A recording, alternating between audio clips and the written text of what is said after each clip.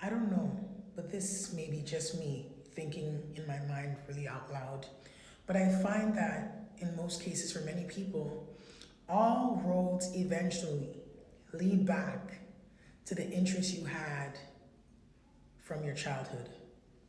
Let me explain, please.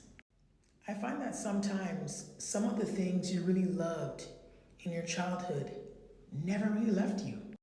You got older, you got busy, you were doing what was expected of you, and then slowly you started to do things that you thought was more practical rather than doing things that made you feel like you were alive. You might even disagree, but psychologically, a lot of childhood interests came from curiosity, instinctive motivation. We didn't just get up and do things because, ah, I was born this way. No. And that's why with many people you find them, or you find yourself, you know, doing things you used to do before. You find yourself doing things that make you happy. You want to dance, you want to join a sport, you want to, try something new, learn new hobbies. You're collecting things, you're writing, you're building things. You're listening to songs that are like 20 years old, 25 years old, 30 years old, and it's making you remember, I remember this song, this was my jam. You're doing things that are actually making you happy. Maybe you're not going backwards.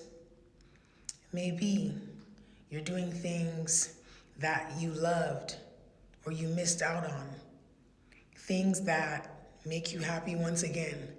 Things that you could have done before, but due to what was expected of you, you forgot all these opportunities and now you're living it. You're doing the things you knew if you had a chance to do 15, 10, 20, 30, 40, 50 years ago, maybe you wouldn't be where you are right now. You wouldn't have to suppress a lot of your interests or your feelings.